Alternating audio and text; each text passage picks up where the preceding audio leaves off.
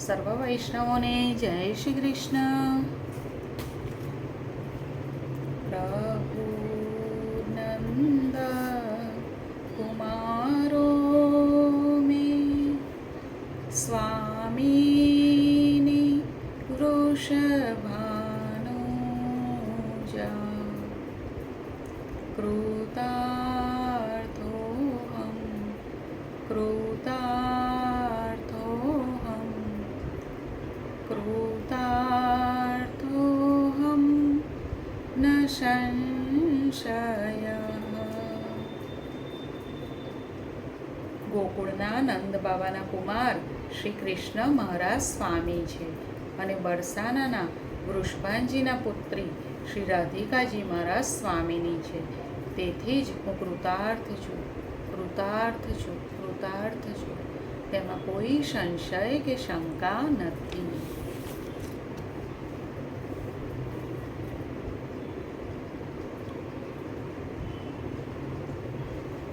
અગાઉ આપણે જોયું કે બહેન સુભદ્રા કુરુક્ષેત્રના 18મા દિવસે યુદ્ધ પતી ગયા પછી શું થયું એ બનાવ કહેતા હતા. અશ્વત્થામાએ પાંડવોના 5 પુત્રોને મારી નાખ્યા અને દુર્યોધન તેના ઉપર ખૂબ જ ખીજાયો અને એણે પ્રાણ ત્યાગ્યા. આ બાજુ શ્રી કૃષ્ણ અને અર્જુન એ અશ્વત્થામાને શોધવા નીકળ્યા. શોધતા શોધતા વ્યાસજીના આશ્રમમાં આવ્યા. વ્યાસજી શ્રીમદ ભાગવતની રચનાનું કાર્ય આરંભ કરી રહ્યા હતા અને ત્યાં અશ્વત્થામા અંદર આવ્યો અને શ્રી કૃષ્ણએ કીધું તું અટકી જા. ત્યાં તો અશ્વત્થામાએ ગુસ્સામાં બ્રહ્માસ્ત્ર છોડી દીધું અને એક ક્ષણનોય વિલંબ કર્યા વિના મેં પણ સામેથી મારા ગાંડીવ દ્વારા બ્રહ્માસ્ત્ર છોડ્યું. અશ્વત્થામાએ બ્રહ્માસ્ત્ર છોડ્યું એટલે એનો સામે જવાબ આપવા અર્જુને પણ સામે બ્રહ્માસ્ત્ર છોડ્યું. અમારા બંનેના બ્રહ્માસ્ત્રો ગગનમાં અથડાતા સામે ટકરાયા અને એમના ભીષણ ઘર્ષણથી પ્રચંડ તણખા ખરવા લાગ્યા. આભમાં અગ્નિજ્વાળાના ભડકા પ્રગટ્યા. વાયુ થંભી ગયો. પૃથ્વી પરના જળ બ્રહ્માસ્ત્રની અગન ગરમીથી શોષાવા માંડ્યા. પૃથ્વી પરના જળ બ્રહ્માસ્ત્રની અગન ગરમીથી શોષાવા માંડ્યા. વૃક્ષ વનરાજી બળીને ખાખ થવા લાગ્યા. ચારે બાજુ પ્રલય થઈ રહ્યો હોવાના ચિહ્નો દ્રષ્ટિગોચર થયા.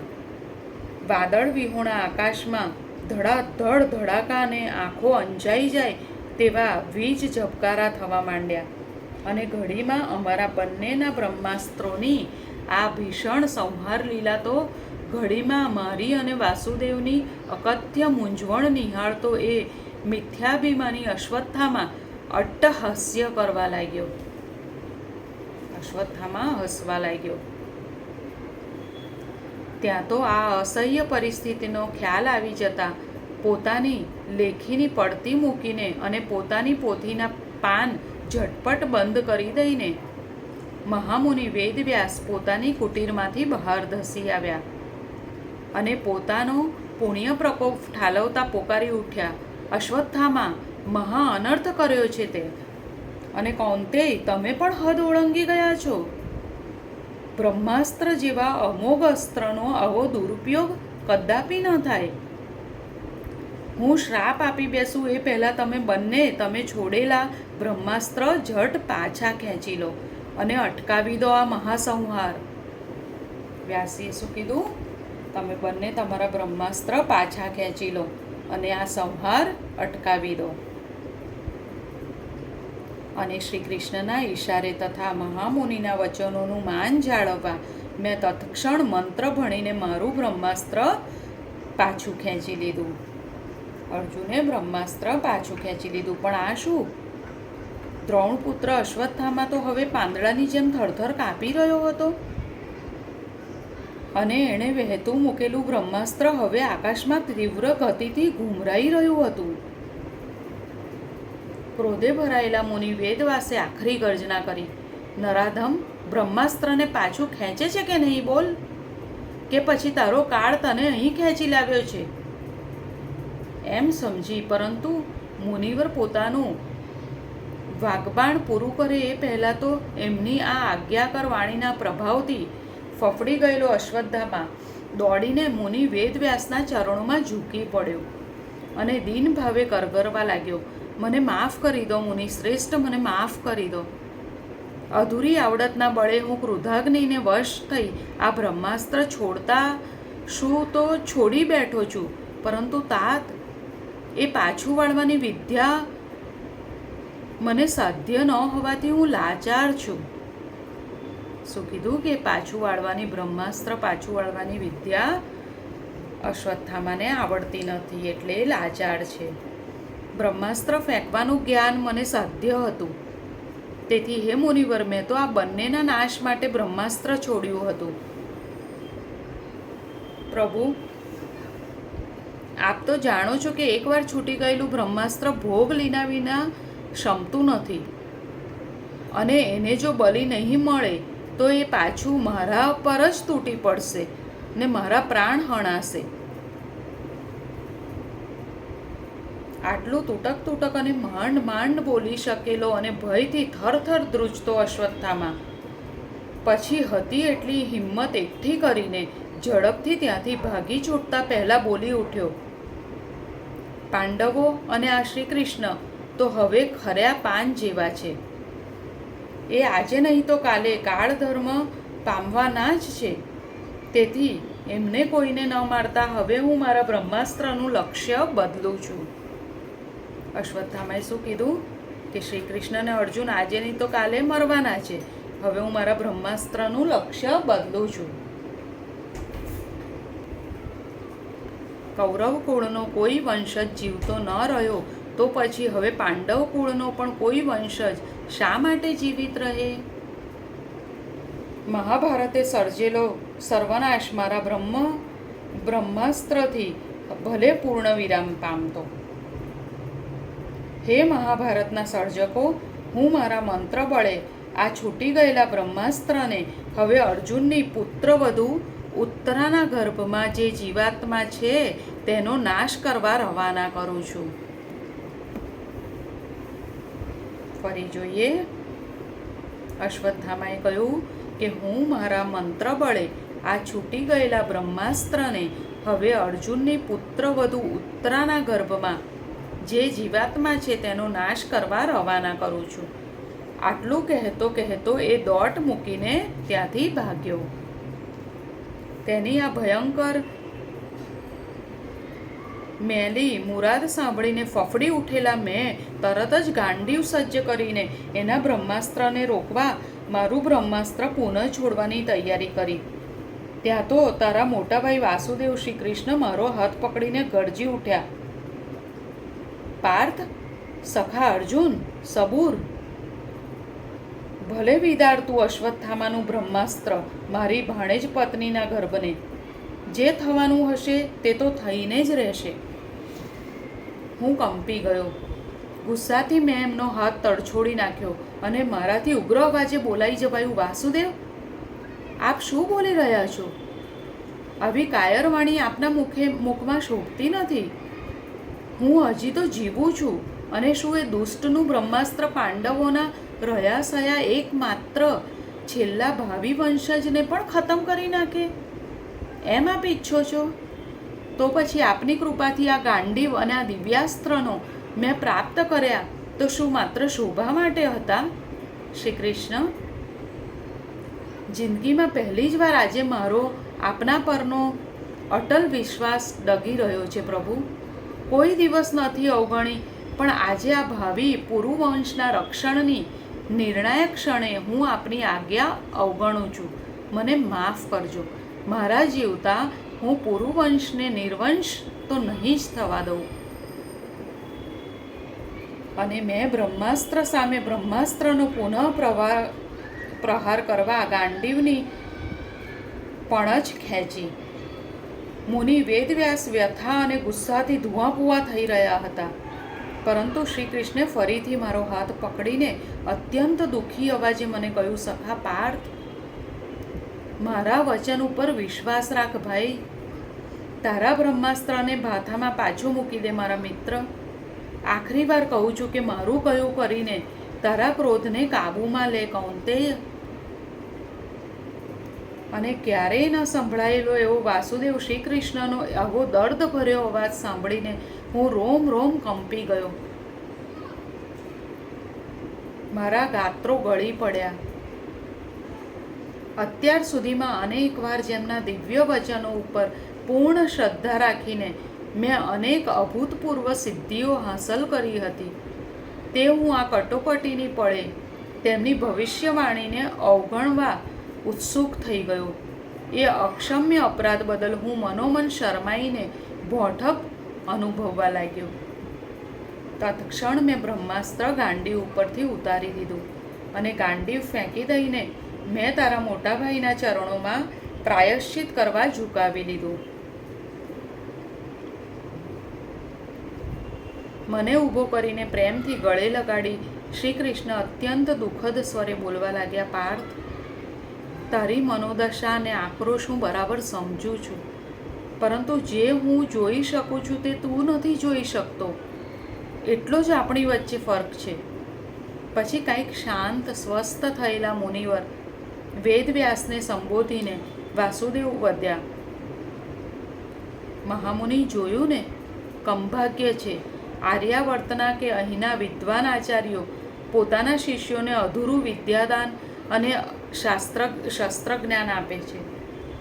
આવા અધૂરા અને જીવલેણ અલ્પ જ્ઞાન કરતાં નિર્દોષ અને નિરુપદ્રવી અજ્ઞાન લાખ દરજ્જે સારું. અને પછી મારા ખભે હાથ મૂકીને યોગેશ્વર શ્રી કૃષ્ણ બોલ્યા, અર્જુન, ભાવિ અમિથ્યા અને અટલ છે. એકવાર છૂટી ગયેલું બ્રહ્માસ્ત્ર નિર્વિવાદપણે બલિદાન લઈને જ જંપે. એ મૂર્ખની વાત તો સાચી જ હતી, પણ તેથી પોતાના પ્રાણ મોહથી માત્ર પોતાનો જાન બચાવવા તેણે તારી પુત્રવધુ ઉત્તરાના ગર્ભને નિશાન બનાવી દીધું છે. ભલે આજે તેનું ધાર્યું થઈ જવા દે ધનંજય, પરંતુ તું ધીરજ રાખ ભાઈ. તારા ક્રોધાગ્નિને તાત્કાલિક શાંત પાડવા હવે જે કહું છું તે તું વિશ્વાસથી સાંભળ. એક અર્થસૂચક નજર સ્થિત પ્રજ્ઞ મુનિ વેદવ્યાસ પર નાખીને પરબ્રહ્મ પરમાત્મા શ્રી કૃષ્ણ યુગવાણી ઉચ્ચારી રહ્યા. આ નરાધમ અશ્વત્થામાં હવે અમર હોવા છતાં જીવતો મરેલા બ્રહ્મ રાક્ષસ હોય એ રીતે યુગો સુધી ભારે અશાંતિથી રીબાઈને આ ધરતી ઉપર ભટક્યા કરશે. શ્રી કૃષ્ણએ શું કહ્યું કે આ નરાધમ અશ્વત્થામાં હવે અમર હોવા છતાં જીવતો મરેલા બ્રહ્મ રાક્ષસ હોય તે રીતે યુગો સુધી ભારે અશાંતિથી રીબાઈને આ ધરતી પર ભટક્યા કરશે. એ મોક્ષનો અધિકારી હવે હરગીજ નહીં થઈ શકે. અને એક બીજી વાત, આ સિદ્ધ યોગી કૃષ્ણ દ્વૈપાયનની સાક્ષીમાં હું તને કહું છું, જે તું તારા મનમાં જ રાખજે. સમય આવ્યા પહેલાં કોઈને પણ મારી બહેન સુભદ્રાને કે સતી દ્રૌપદીને પણ કહીશ નહીં. જા, હું તને વચન આપું છું કે બ્રહ્માસ્ત્રથી મૃત્યુ પામેલો ઉત્તરાનો એ ગર્ભ જ્યારે મૃત બાળક રૂપે અવતરશે ત્યારે હું તેને જીવન દાન આપીશ. પણ આ વાત તદ્દન ગોપનીય રાખજે. જાણે કાંઈ બન્યું જ નથી એટલી સ્વસ્થતા જાળવજે. પ્રભુએ શું કીધું? પ્રભુએ અર્જુનને કીધું કે હું તને વચન આપું છું કે બ્રહ્માસ્ત્રથી મૃત્યુ પામેલો ઉત્તરાનો ગર્ભ જ્યારે મૃત બાળક રૂપે અવતરશે ત્યારે હું એને જીવન દાન આપીશ. પણ આ વાત તદ્દન ગોપનીય રાખજે. જાણે કાંઈ બન્યું જ નથી એટલી સ્વસ્થતા જાળવજે. વાસુદેવ શ્રી કૃષ્ણનો ઈશ્વરી અવાજ આશ્રમના વાતાવરણમાં ક્યાંય સુધી પડઘાતો રહ્યો અને મુનિ વેદવ્યાસની આજ્ઞા લઈ અમે બંને ઝડપથી ત્યાંથી પાછા વળી ગયા. પૂજ્ય માતેશ્વરી, વંદનીય ભાભીશ્રી, આ એક સત્ય ઘટના કે જે મહાભારતના યુદ્ધને અંતે બીજે જ દિવસે બનેલી, તે ભૈયા શ્રી કૃષ્ણ અને તમારા જમાઈ વચ્ચે અત્યંત ગુપ્ત રહેલી. ભૈયાએ સોગંદ આપેલા એટલે તેમણે ખુદ મને પણ છેવટ સુધી આ વાતથી અંધારામાં જ રાખેલી. બનવાકાળ હતું તે બની ગયું. સતી પાંચાળીના 5 પુત્રો હણાયા. તેનો કારમો શોક ધીરે ધીરે વિસારે પાડીને હવે તો હું અને દીદી દ્રૌપદીજી અમારી સગર્ભા પુત્રવધુ ઉત્તરાના સ્વાસ્થ્યને જાળવવા દિવસ રાત પડછાયાની જેમ એની સાથે સાથે રહેવા લાગ્યા. ખૂબ ડાહી અને સમજુ અમારી ઉત્તરા પોતાના સ્વર્ગસ્થ પતિ અભિમન્યુની એકમાત્ર નિશાની અને પાંડવ કુળના ભાવિ કુળદીપકને પોતાની કુખે જન્મ આપવાની મંગલ ઘડી ક્યારે આવે તેની રાહ જોતી દિવસો પસાર કરવા લાગી. આ બાજુ મહાભારતનું યુદ્ધ પૂરું થયે 4-6 મહિના પસાર થઈ ગયા. બધું થાળે પડતું ગયું. પુત્રવધુ ઉત્તરા માટે પ્રસવકાળ તદ્દન નજીક આવી ગયો. તો બીજી બાજુ ધર્મરાજ યુધિષ્ઠિરના ચિત્તને જરા પણ ચેન અને શાંતિ ન હતા. 6 મહિના થઈ ગયા હતા, છતાં હજી એમના કાનમાં યુદ્ધની રણભેરીઓના પડઘા પડતા હતા. આટલા બધા સ્વજનો અને પૂજ્ય વડીલોની જાનહાનિ થઈ તેનાથી હજી તેમના જીવને કળ વળતી ન હતી. 24 કલાક તેઓ દુઃખમગ્ન અને વ્યગ્ર વ્યથિત રહેતા હતા. તમારા જમાઈરાજથી પોતાના સત્યપ્રિય જ્યેષ્ઠ બંધુની આ માનસિક અશાંતિ જોઈ જતી ન હતી. તેથી મહારાજ યુધિષ્ઠિરનું ચિત્ત શાંત થાય અને એમનું મન કામમાં પરોવાય તે માટે અન્ય 3 ભ્રાતાઓ સાથે મસલત કરીને અને મંત્રીમંડળ તથા ગુરુવર્યની સંમતિ પ્રાપ્ત કરીને તેમણે ભગવાન રામચંદ્રે રામાવતારમાં કર્યો હતો તેવો અશ્વમેઘ યજ્ઞ કરવાની યોજના તૈયાર કરીને મહારાજ યુધિષ્ઠિર આગળ મૂકી. એકવાર નરોવા કુંજરોવા જેવા સંદિગ્ધ ભ્રામક જવાબ આપી ચૂકેલા ધર્મરાજ હવે તો કોઈ પણ વાતનો વિરોધ કરતા ન હતા. તેથી તમને જેમ યોગ્ય લાગે તેમ કરો, આટલું કહીને તેમણે સંમતિ આપી દીધી. શેની સંમતિ આપી? અશ્વમેઘ યજ્ઞ કરવાની. અશ્વમેઘ યજ્ઞની મંગલ શરૂઆત થઈ ગઈ. મોટાભાઈ શ્રી કૃષ્ણ પણ આ યજ્ઞમાં ભાગ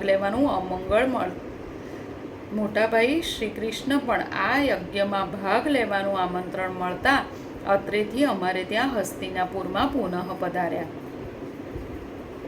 શોકાતુર હસ્તિનાપુરનું વાતાવરણ અશ્વમેઘ યજ્ઞના પવિત્ર પ્રારંભથી કાંઈક આનંદમગ્ન બન્યું. સૈનિકોમાં અનેરો ઉત્સાહ વ્યાપી ગયો. યોદ્ધાઓ અને મહાયોદ્ધાઓ શસ્ત્ર સજ્જ થઈને હવે ચક્રવર્તી મહારાજા યુધિષ્ઠિરની આણ આર્યાવર્તમાં વર્તાવવા માટે રાહ જોઈ રહ્યા હતા કે યજ્ઞનો પંચકલ્યાણી ઘોડો હવે ક્યારે અહીંથી પ્રયાણ કરે. અને એ શુભ દિન પણ આવી ગયો. પોતાના ડાબલાથી ધરતી ધણધણાવતા અશ્વમેઘ યજ્ઞના અલંકૃત અશ્વે વિજયયાત્રા આરંભી. એની પાછળ એના રક્ષક તરીકે અને એ અશ્વને કોઈ રોકે યા બાંધે તો એને પરાસ્ત કરવાની પૂરી તૈયારી સાથે તમારા જમાઈરાજ કૌંતેય સેના અધ્યક્ષ બનીને વિદાય થયા. ત્યારે હસ્તિનાપુરની જનતાને મહારાજ યુધિષ્ઠિરનો જય, ધનુર્ધર શ્રી ધનંજયનો જય એવા ગગનભેદી નારાથી વાતાવરણ ગજાવી દીધું. અશ્વમેઘ યજ્ઞ માટે ખાસ તૈયાર કરાયેલા યજ્ઞકુંડમાં આર્યાવર્તના અનેક વંદનીય ઋષિ મહર્ષિઓનું એક વૃંદ સ્વાહા સ્વાહા સ્વાહા મંત્રોચ્ચારે પવિત્ર આહુતિઓ આપી રહ્યું હતું. ત્યારે દ્વારકાધીશ ભૈયા શ્રી કૃષ્ણ પણ એ યજ્ઞ મંડપમાં જ એમની સમીપ વિદ્યમાન હતા.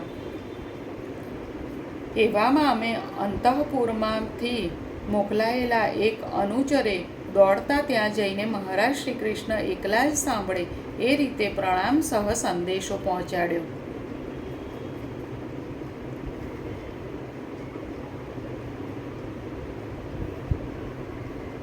એવામાં અમે અંતઃપુરમાંથી મોકલેલા એક અનુચરે દોડતા જઈને મહારાજ શ્રી કૃષ્ણ એકલા જ સાંભળી શકે એ રીતે પ્રણામ સહ સંદેશો પહોંચાડ્યો કે આપની ધર્મ ભગિની દ્રૌપદી અને ભગિની સુભદ્રા તાત્કાલિક આપને અંતઃપુરમાં બોલાવી રહી છે. એક ક્ષણનો પણ વિલંબ કર્યા વિના આપ ત્યાં પધારો. ભૈયા અમારા મહેલે પધાર્યા ત્યારે તેમણે ત્યાં વિષાદના કાળા ઓળા પથરાયેલા જોયા. એમના ભાણેજ અને મારા સુપુત્ર અભિમન્યુની વિધવા રાણી ઉત્તરાની કુખે મૃત પુત્ર અવતર્યો હતો. સમસ્ત અંતઃપુરમાં હૈયું ફાટી જાય એવી ચૂપકીદી અને કારમી ગ્લાની છવાઈ ગઈ હતી. ફરી જોઈએ. ભૈયા શ્રી કૃષ્ણ અમારા મહેલે પધાર્યા ત્યારે તેમણે ત્યાં વિષાદના કાળા પથરાયેલા વાદળ જોયા. એમના ભાણેજ અને મારા સુપુત્ર અભિમન્યુની વિધવા રાણી ઉત્તરા એની કુખે મૃત પુત્ર અવતર્યો હતો. સમસ્ત અંતઃપુરમાં હૈયું ફાટી જાય તેવી ચૂપકીદી અને કારમી ગ્લાની છવાઈ ગઈ હતી. અને મારી લાડલી પુત્રવધુ ઉત્તરા કે જે અભિમન્યુના રણે પોઢ્યા પછી કેવળ એક જ આશાથી જીવન ટકાવી રહી હતી કે એની કુખમાં પતિની જે સ્મૃતિ વિકસી રહી છે તેને પ્રસવ આપીને પછી એનું લાલન પાલન કરીને એને ઉછેરવામાં પોતે શેષ જીવન ગાળી દેશે અને પાંડવોના વંશને ચાલુ રાખવાની સુકીર્તિ કમાશે. પણ એની આ આશા ઠગારી નીવડી. આજે અહીંયા સુધી રાખીએ. ફરી જલ્દી મળીએ. સૌને જય શ્રી કૃષ્ણ. રાધે રાધે.